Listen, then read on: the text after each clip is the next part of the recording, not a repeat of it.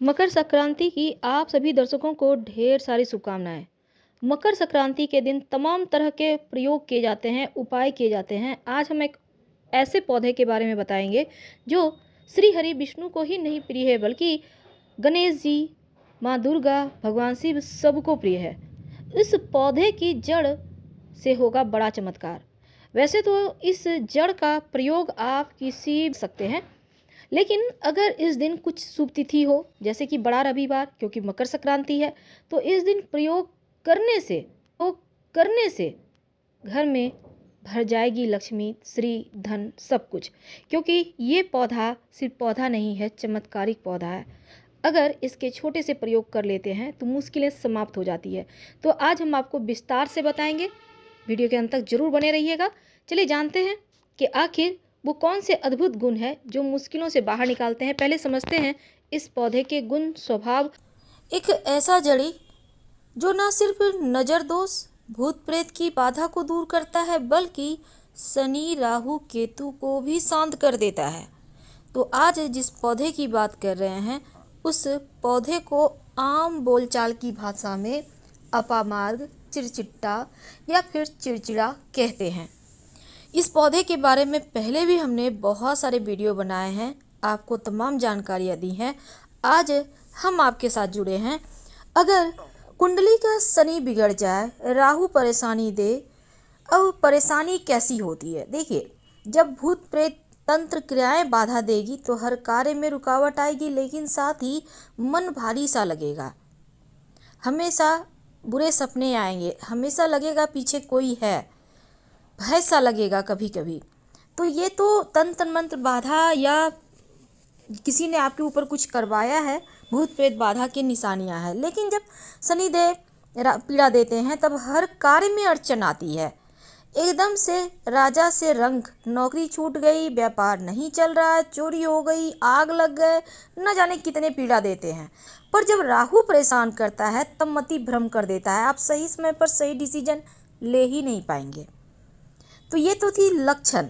उन लक्षणों के अनुसार आप समझ सकते हैं आपको किस चीज़ से बाधा है। लेकिन उपाय भी जान लीजिए। ये है चिड़चिड़ा, जिसको हम अपामार्ग कहते हैं, उसका पौधा।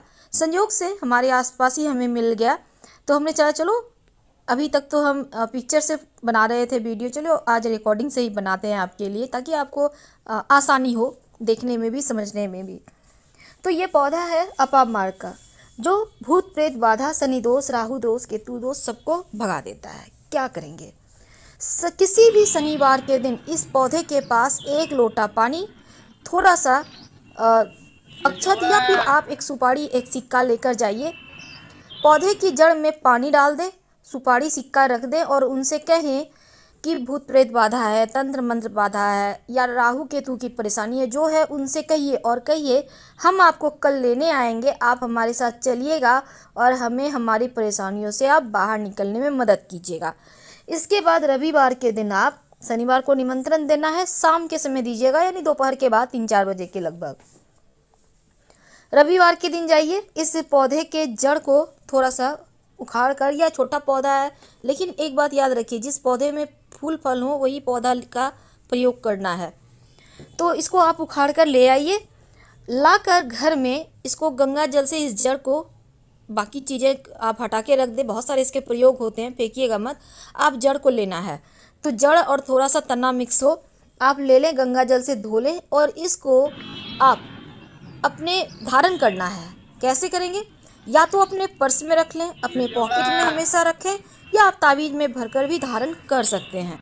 इसको धारण करने से आपकी जीवन की परेशानियां समाप्त हो जाएगी। आप धारण करके देखिए, 1 से सवा महीना में फर्क महसूस होगा। और किस भगवान को चढ़ाने से कौन सा फल मिलता है और इसकी जड़ को कैसे आप प्रयोग करें। सही दिशा में घर में अगर आप अपराजिता का पौधा लगा लें तो माँ लक्ष्मी का आगमन होता है, ऐसा वर्णन मिलता है। तो भगवान विष्णु, शनिदेव, भगवान शिव को अपराजिता का ये ब्लू नीला पुष्प चढ़ाना अति शुभ माना गया है। घर में अगर अपराजिता का पौधा हो तो सुख शांति देने वाला होता है, धन लाभ कराने वाला होता है और घर के हर व्यक्ति की तरक्की भी करवाता है अपराजिता। लेकिन अगर हम वास्तु की माने तो घर के किस दिशा में और किस दिन अपराजिता का पौधा आप लगाएं कि आप दिन दूनी रात चौगुनी तरक्की करते चले जाएं। देखिए, वास्तुशास्त्र ये कहता है कि घर में मौजूद हर एक चीज से नकारात्मक और सकारात्मक दोनों ही ऊर्जा निकलती है। अगर आप घर में सही जगह लगा दें या रख दें कोई वस्तु तो अच्छी ऊर्जा यानी कि सकारात्मक ऊर्जा निकलती है। तो घर में लगे पेड़ पौधों का असर भी आपके स्वास्थ्य, आपकी तरक्की पर पड़ता है। माना जाता है कि ये पेड़ पौधे जितनी तेजी से बढ़ते हैं उतनी ही तेजी से घर में सुख, समृद्धि और सकारात्मक ऊर्जा बढ़ता है। भगवान शिव, भगवान विष्णु, माँ लक्ष्मी तीनों का आगमन आपके घर में होता है। और इन्हीं पौधों में से जो सबसे एक तरह से समझ लें कि भाग्यशाली पौधा है वो है अपराजिता।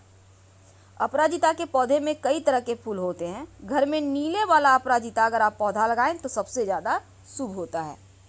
तो अपराजिता का जो पौधा है वो घर के पूरब, उत्तर या फिर उत्तर पूरब दिशा में लगाना सर्वश्रेष्ठ माना गया है। याद रखिए, पूरब या उत्तर पूरब दिशा, यानी भगवान की पूजा का स्थान जिधर है उधर ही आपको लगाना है। उत्तर पूरब के साथ आप ईशान कोण में भगवान गणेश, माँ लक्ष्मी और कुबेर भगवान का चूंकि वास होता है, तो ऐसे में इस दिशा में अपराजिता का पौधा लगा दे तो घर में खूब तरक्की होगी, धन आएगा।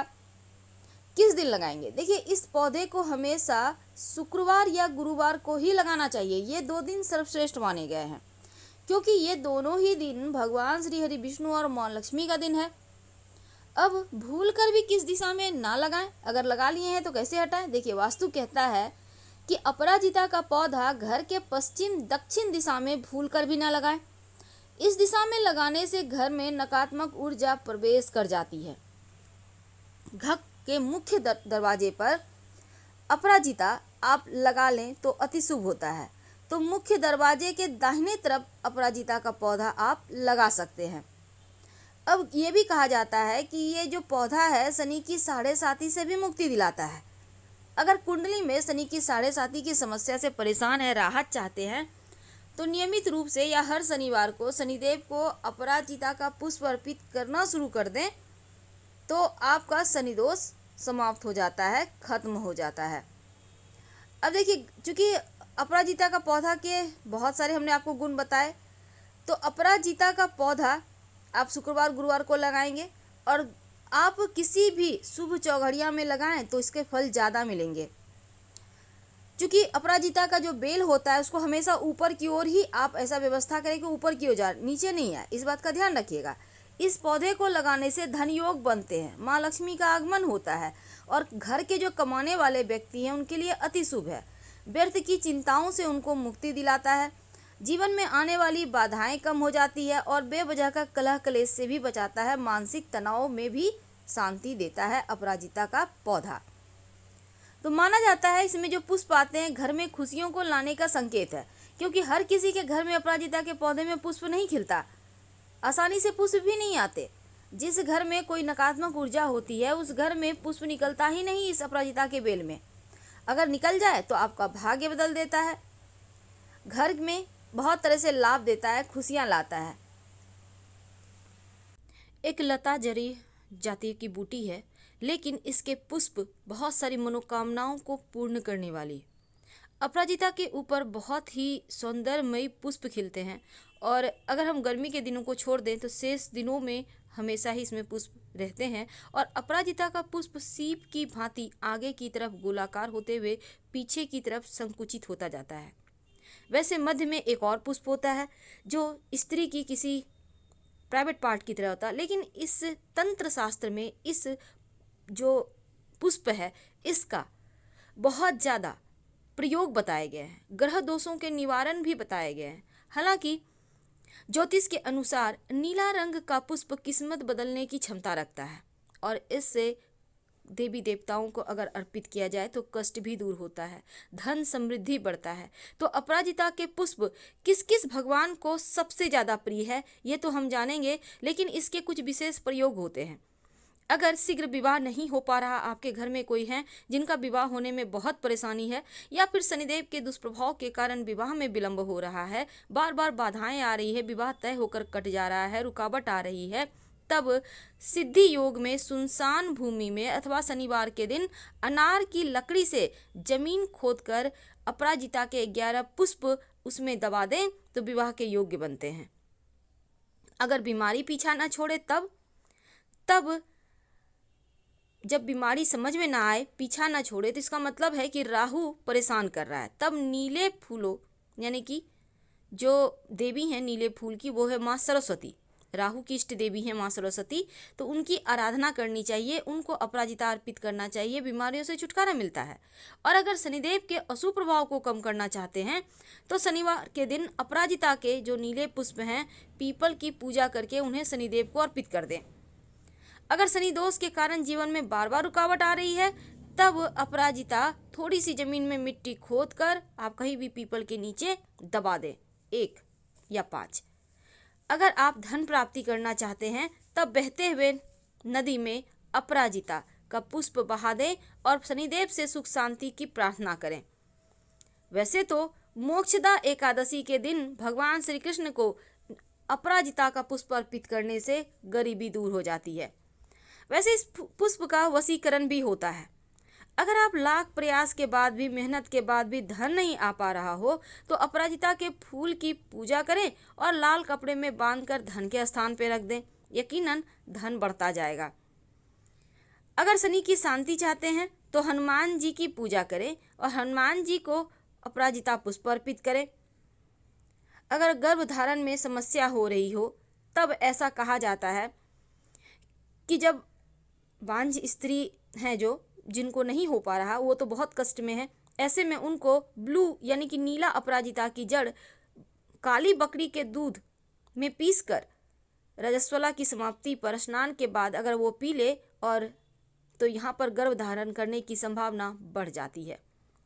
अगर आपको हमेशा ही नकारात्मक चीज़ें परेशान कर रही है तब सफ़ेद अपराजिता की जड़ शनिवार के दिन नीले कपड़े में बांधकर घर के दरवाजे पर लटका दें तो हर समस्या समाप्त हो जाती है।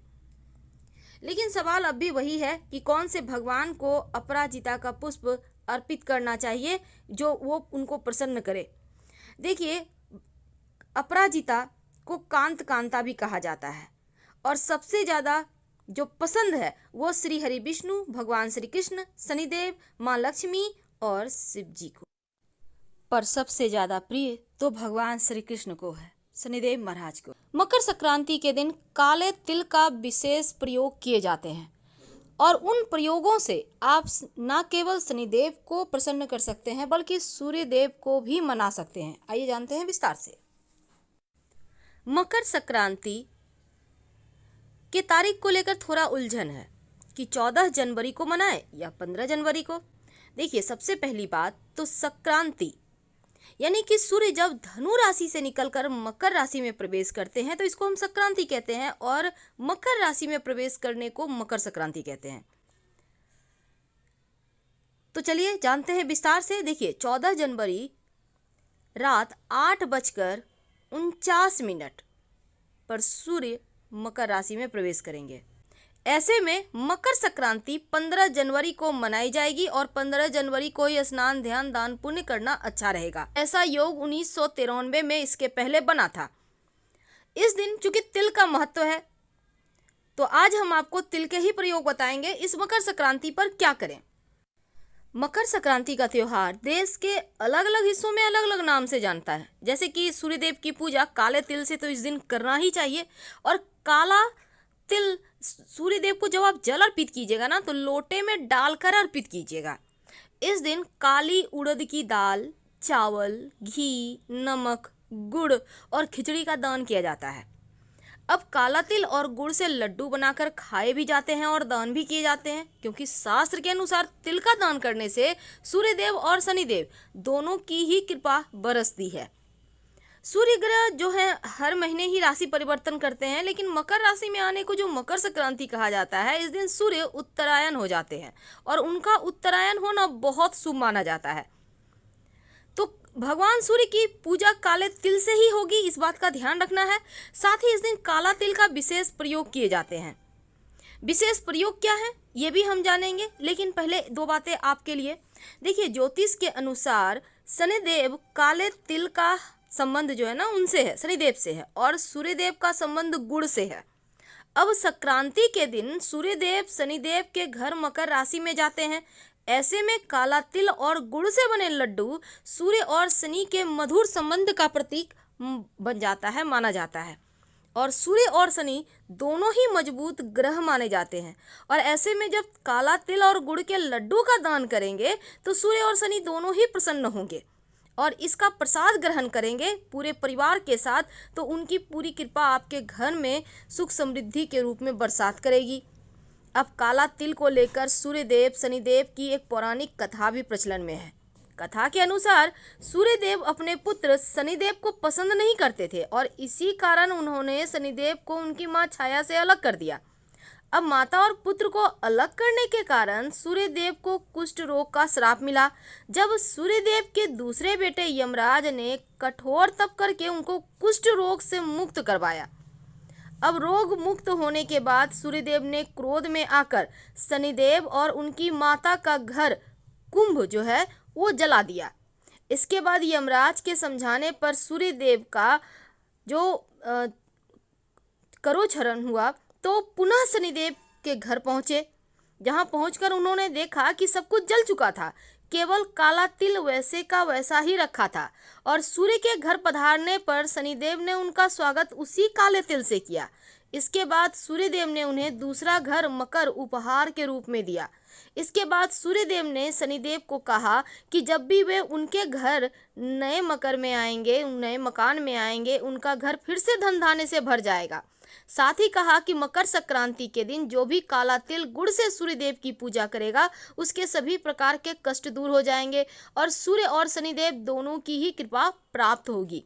तो शनि और सूर्य से जुड़े कष्ट दूर हो जाएंगे, इसलिए मकर संक्रांति पर काला तिल और गुड़ का खास महत्व है। यह तो थी कि काला तिल और गुड़ की महिमा, महत्व क्यों है। लेकिन काला तिल का विशेष प्रयोग भी इस दिन किया जाता है। कहा जाता है अगर मकर संक्रांति के दिन तिल यानी कि नहाने के पानी में काला तिल के 2-4 दाने डालकर स्नान करें, तिल को छुएं और छूकर दान करें और तिल को खाएं। ऐसा करने से, इसलिए इसको तिल संक्रांति कहा जाता है, ऐसा करने से जीवन के जो तिल तिल परेशानी है, जो तिल तिल करके जीवन में कष्ट आया हुआ है, उससे तिल तिल जो आप जल रहे हैं उनसे मुक्ति मिल जाती है। यानी तिल तिल हर परेशानी समाप्त। अब संक्रांति के दिन तिल का दान करने से राहु और शनि दोष भी दूर होता है। मान्यता है कि तिल की उत्पत्ति भगवान विष्णु के शरीर से हुई थी, इसीलिए इस दिन तिल का महत्व और बढ़ जाता है। और सूर्य भगवान के साथ मकर संक्रांति पर भगवान विष्णु की पूजा भी होती है। तो तिल का प्रयोग से आप न सिर्फ मकर संक्रांति पर आप सूर्य और शनि को प्रसन्न कर सकते हैं, बल्कि आपके जो पितृदेव हैं उनको भी प्रसन्न कर सकते हैं। जब आप सूर्य को जल अर्पित करेंगे तिल डालकर, तो ये सीधे पितृदेवों को तृप्त भी करता है और उनके आशीर्वाद से सुख समृद्धि बढ़ता चला जाता है। दूसरी बात, काला तिल के प्रयोग जब आप पीपल के पेड़ में जल अर्पित कीजिएगा तो 1 लोटा जल में 1 चुटकी काला तिल, अगर आपके घर में कच्चा दूध हो तो 2-4 बूंद दूध ले लीजिए, नहीं है तो छोड़ दीजिए। काला तिल के साथ थोड़ी सी मीठी वस्तु, गुड़ हो तो और अच्छा, ले जाकर आप पीपल के पेड़ में के जड़ में अर्पित कर दें और भगवान से प्रार्थना करें। क्योंकि देखिए सूर्य उत्तरायण होंगे तो उत्तर दिशा भगवान की दिशा है। ऐसे में सूर्य देव के उत्तरायण होते ही भगवान देवताओं को बल मिल जाता है और पीपल के पेड़ में सभी देवी देवताओं का निवास माना जाता है। तो जब आप पीपल के पेड़ में जल अर्पित करते हैं तो देवी देवताओं का आशीर्वाद भी प्राप्त होता है और पितृदेवों को भी तृप्ति मिल जाती है। इस दिन पवित्र नदी सरोवर में नहाने का विधान है। अगर आप पवित्र नदी सरोवर में नहा पाएँ तो अच्छी बात, नहीं तो तिल का उपटन लगाकर तिल मिले हुए जल से स्नान करें और साथ ही तिल खाएं भी और तिल का दान भी करें। लेकिन किसी का भी तिल खाने से बचें, दान में तिल मत लें। वैसे अगर आप ब्राह्मण हैं तो ब्राह्मण को अधिकार है, उन्हें ले सकते हैं, लेकिन आम व्यक्ति किसी का भी तिल खाने के पहले 2 बार जरूर सोचे। अगर आप खाते भी हैं तो बदले में कुछ दे दें, क्योंकि तिल खाने से कर्ज बढ़ता है, तिल दान लेने से कर्ज बढ़ता है। तो ये आपके ऊपर है कि आप किसका तिल खाना चाहते हैं, किसके कर्ज ऊपर चढ़ाना चाहते हैं। नहीं तो आप उसके बदले में कुछ गिफ्ट वगैरह दे के, कुछ विशेष चीज़ें डालकर, या कोई आपको खिला रहा है आप भी उनको बदले में तिल के लड्डू दे सकते हैं। तो जो इसके दुष्प्रभाव है वो समाप्त हो जाएंगे। अगर शनिदेव की 7.5 ढैया चल रही हो, तब एक छोटा सा काम कीजिएगा। आप एक रोटी पर, रोटी तो ऐसे इस दिन बनेगा नहीं, लेकिन अगर बना हो तो काला तिल गुड़ रखकर अपने ऊपर से 3 बार उतार कर गाय को या कुत्ते को खिला दें। अगर रोटी ना बना हो तो तिल गुड़ भी आप गाय को खिला सकते हैं, खिचड़ी भी खिला सकते हैं। तो इससे भी आप चाहें तो खिचड़ी में 2-4 दाने तिल के डालकर भी दान कर सकते हैं। तो इससे सूर्यदेव और शनिदेव दोनों की ही कृपा बरसेगी। तो इस दिन तिल का दान करने से शनिदेव की 7.5 ढैया से मुक्ति मिलती है, क्योंकि शनिदेव ने तिल से ही अपने पिता का सत्कार किया था जब वो मकर में आए थे। तो इसलिए सूर्यदेव भी प्रसन्न होते हैं और शनिदेव भी। तो काला तिल आप गाय को भी खिला सकते हैं गुड़ के साथ, लोगों में दान कर सकते हैं, पास के मंदिर में रखा सकते हैं, यहाँ तक कि शिव जी को भी अर्पित कर सकते हैं। मुश्किलें समाप्त होगी। पौष माह में जब सूर्य धनु राशि को छोड़कर मकर राशि में प्रवेश करते हैं, तो उस दिन मकर संक्रांति का त्योहार मनाया जाता है। यहाँ से सूर्य उत्तरायण हो जाते हैं और तमाम शुभ कार्य भी शुरू हो जाते हैं। पुराणों की माने तो इस दिन पवित्र तीर्थ स्थान, नदी, सरोवर, गंगा में स्नान और दान करने से पुण्य और मोक्ष की प्राप्ति होती है। इसके अलावा संक्रांति के दिन पितरों का भी ध्यान किया जाता है, उनके निमित्त तर्पण जरूर करना चाहिए। इस दिन सात्विक भोजन खाने का भी विधान है और खिचड़ी का भोग लगाया जाता है। वैसे तो पूर्वजों की आत्मा की शांति के लिए खिचड़ी का दान भी करने का विधान है। मकर संक्रांति पर तिल गुड़ का प्रसाद भी बांटा जाता है और कई जगह पतंग उड़ाया जाता है। लेकिन आज हम बात कर रहे हैं नहाने के पानी में जो लोग घर में नहा रहे हैं वो क्या डाल दें और कैसे स्नान करें कि तमाम आपको इसके शुभ फल प्राप्त हों। तो भारत में ही नहीं बल्कि दुनिया में भी मनाया जाता है, जहाँ भी हमारे भारतीय है।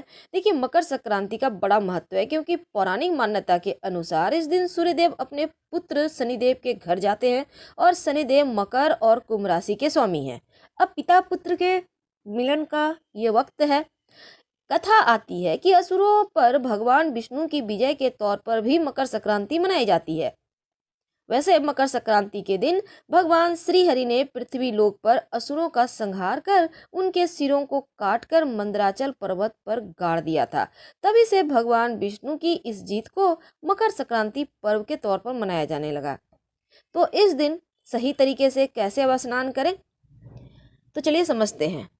शास्त्रों के अनुसार चूंकि सूर्य अपने पुत्र से मिलने जाते हैं और यहाँ पर इस बार देवगुरु बृहस्पति और जो बुध देव हैं वो भी एक साथ हैं। अब उत्तरायण हो रहे हैं सूर्य और जो खरमास था वो समाप्त होगा, अच्छे दिनों की शुरुआत होगी। ऐसे में पवित्र नदी सरोवर में नहाना पूजा पाठ करने का विधान है। मकर संक्रांति के दिन सुबह सुबह उठकर पूरे घर की सफाई करें। नहाने के पानी में काला तिल 1 चुटकी डालें। बहुत लोग तिल का उपटन लगाकर भी नहाते हैं। इसके बाद आप लाल वस्त्र हो तो पहन ले, नहीं तो कोई भी एक कपड़ा अपने पास रखें। दाहिने हाथ में जल लेकर आप अगर व्रत रखते हैं तो संकल्प करें, नहीं रखते हैं तो दान पुण्य का संकल्प कर सकते हैं। सुबह के समय सूर्य देव को तांबे के लोटे में 1 लोटा जल अर्पित करें। जल में संभव हो तो लाल पुष्प, लाल चंदन, काला 1 चुटकी काला तिल, थोड़ा सा गुड़ डालकर अर्पित करें। और फिर ये जो आपने जल सूर्य भगवान को अर्पित करेंगे तो ये एक तांबे के पात्र में ही अर्पित करें, यानी नीचे पात्र रख के फिर तमाम जल को आप उठाकर कहीं भी मदार के पौधे में डाल दें। ऐसा करने से आपका सूर्य मजबूत होगा, पूरे साल शुभ होगा। वैसे तो इस बात का भी ध्यान रखिएगा कि अगर आपके घर में गंगा का जल है तो आप नहाने के पानी में गंगा जल भी डाल सकते हैं और इससे नदी सरोवर में नहाने का पुण्य मिलता है। अगर आप चाहें तो तुलसी के पत्ते या कुसा घास भी डालकर नहा सकते हैं। पवित्र नदी सरोवर में नहाने का पुण्य मिलता है। लेकिन एक बात याद रखिए, अगर आप तिल डाल दें तो तमाम परेशानियों का अंत हो जाएगा, पितृदोष समाप्त हो जाएगा। तो अब हम विदा ले लेंगे। हर हर महादेव।